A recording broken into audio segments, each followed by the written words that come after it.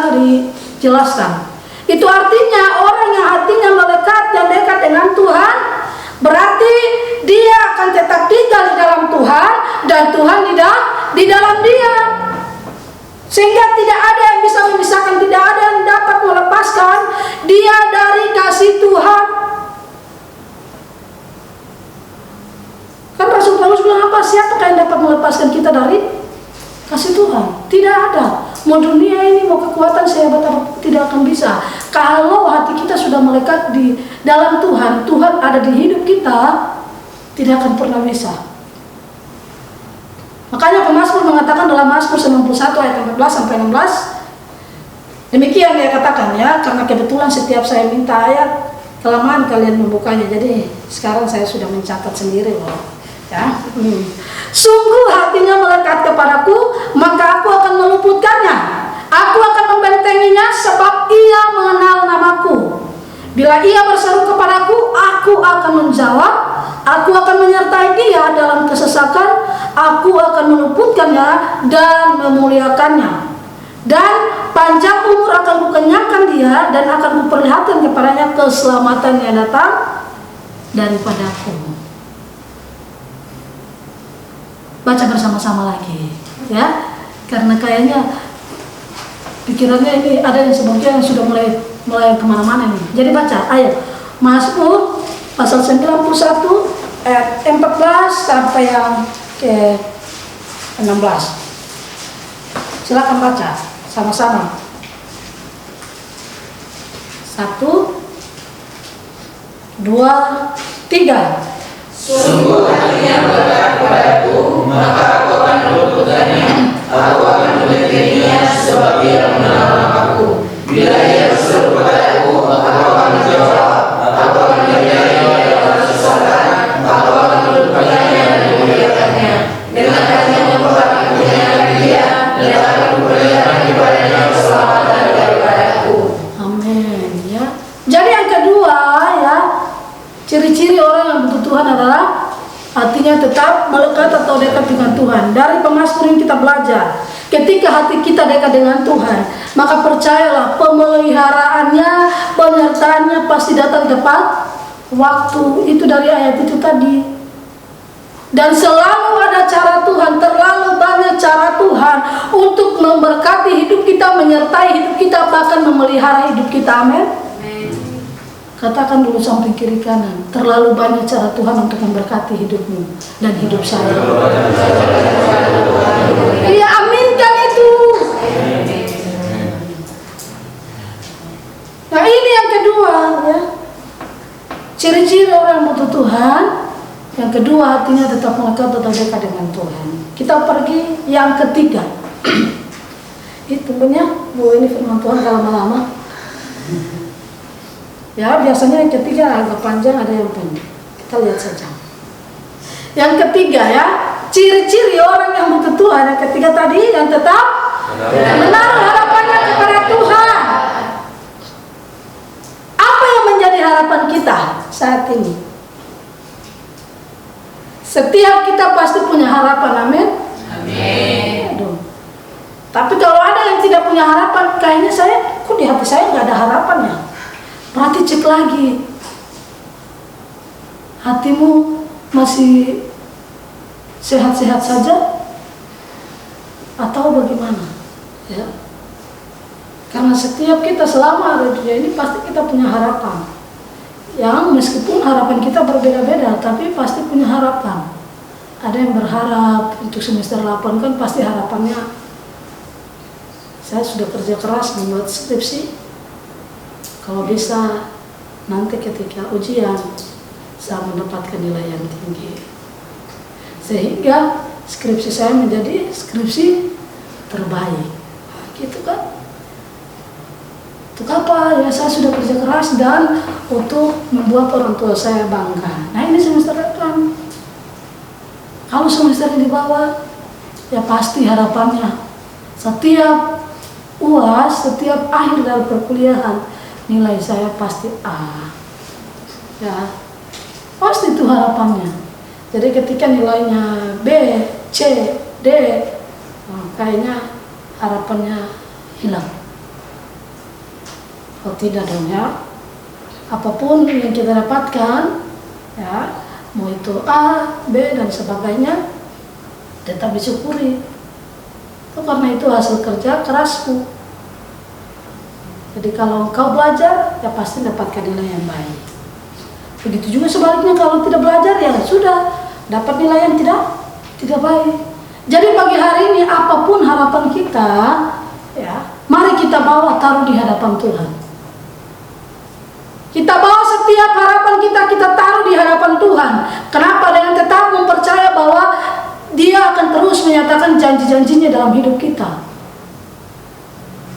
Tuhan akan terus memberikan setiap janjinya dalam kehidupan kita. Dan kita percaya bahwa Tuhan adalah jaminan dari setiap hidup kita. Dan kepastian jaminan hanya ada di dalam Tuhan. Jadi tetaplah berharap di hadapan Tuhan. Karena firman Tuhan berkata bahwa pengharapan kita di dalam Tuhan tidak mengecewakan. Mungkin apa yang kita harapkan tidak terjadi sesuai dengan apa yang kita harapkan besoknya. Tapi percayalah, Tuhan punya waktu yang tepat untuk mengerjakan setiap harapan kita dalam hidup ini. Kalau bukan hari ini, itu artinya belum waktunya untuk harapan kita itu tercapai. Besok mungkin. Jadi tetap percaya dan terus menaruh harapan kita di hadapan Tuhan. Nah ini buktinya bahwa kita orang-orang yang butuh Tuhan, yaitu tetap menaruh harapan kita di hadapan Tuhan. Mau hari ini belum terjadi, besok belum terjadi, tetap berharap di hadapan Tuhan. Amin. Ya. Jangan karena melihat, kok kayaknya nggak terjadi, oh berarti harapan saya kayaknya nggak dikabulkan Tuhan, nggak dijawab oleh Tuhan. Enggak, tetap berharap. Tetap berharap. Katakan sampai kiri kanan. Apapun yang terjadi, tetap berharap kepada Tuhan. Tetap berharap di hadapan Tuhan. Pada suatu kali, teman-teman, ada seorang pemuda. Nah ini pemuda lagi ya. Karena kita di sini pemuda, jadi nggak mungkin ada satu kali om, nggak mungkin ya. Sudah semua masih muda.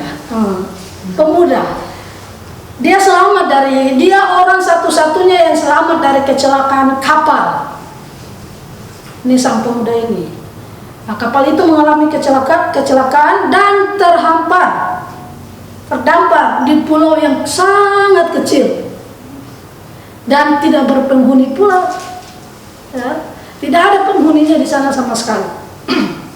Dia hanya seorang diri di situ.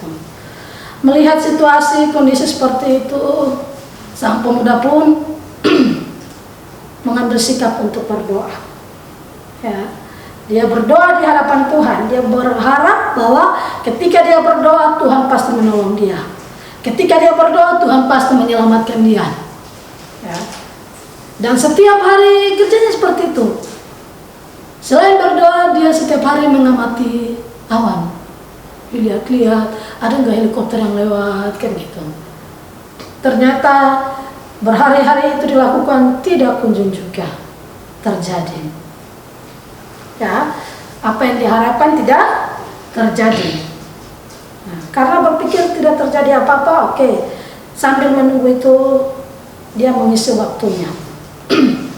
Dia membangun sebuah gubuk yang kecil dari kayu apung untuk melindungi dirinya dari cuaca, baik itu hujan maupun panas, dan untuk menyimpan beberapa barang yang dia miliki yang diambil dari kapal yang kecelakaan itu. Nah, dia berhasil membangun itu. Tapi suatu saat ketika dia pergi mencari makan, dia balik, gubuk kecilnya terbakar. Teman-teman, gubuk kecilnya terbakar. Dan barang-barang yang ia miliki pun di dalamnya terbakar.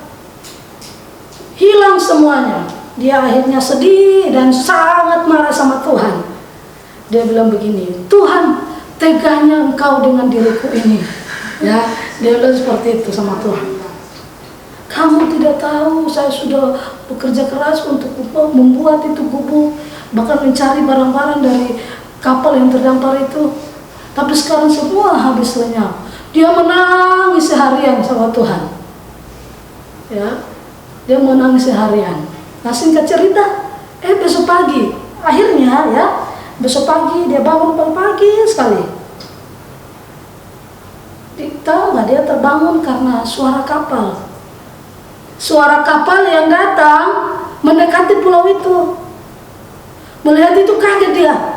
Ya, ada kapal yang datang untuk menyelamatkan dia. Kemudian turunlah orang dari kapal itu dan dia bertanya kepada sang penyelamat itu yang punya kapal. Kok kamu tahu sih aku ada di sini? Tanyalah ya, padahal kan sudah berharap dia ditolong, tapi dia bertanya, kok kamu tahu sih aku di sini? Terus sang pria itu yang dari kapal menjawab apa? Kami tahu kamu di sini karena kami melihat ada tanda asapmu yang naik sampai ke langit. Ngerti sampai sini? Iya.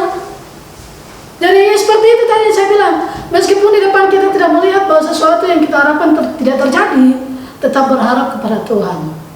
Belajar dari pemuda ini, dari ilustrasi ini kita lihat, ya, karena dia sudah berdoa berharap bahwa Tuhan akan menolong dia. Tapi kalau dia lihat tidak ada, akhirnya dia melakukan aktivitas lain, kegiatan yang lain. Tapi lihat terlalu banyak cara Tuhan untuk menyelamatkan kita, menolong kita, memelihara hidup kita, bahkan memberkati kita. Amin. Ya, itu dari ilustrasi ini kita belajar. Tuhan akan tetap terus menolong hidup kita. Apapun kondisi situasi kita, tetaplah berharap. Jadi kembali ke tema kita, lo gue butuh Tuhan, saya dan teman-teman butuh Tuhan. Ada 3 hal yang kita pelajari pada pagi hari ini. Yang pertama apa? Yang kedua, yang ketiga, mari kita lakukan, kerjakan dalam hidup ini, membuktikan bahwa kita adalah orang-orang yang butuh Tuhan. Amin. Kita orang-orang yang perlu Tuhan. Dari 3 hal itu, bukti bahwa kita butuh Tuhan. Mari tetap kerjakan, lakukan itu dalam hidup kita. Sekali lagi saya sudah sering bilang, kita lakukan bagian kita, biarlah Tuhan melakukan bagiannya. Sebagai penutup kita naikkan pujian, kami perlu Kau Tuhan. Dirasnya saja.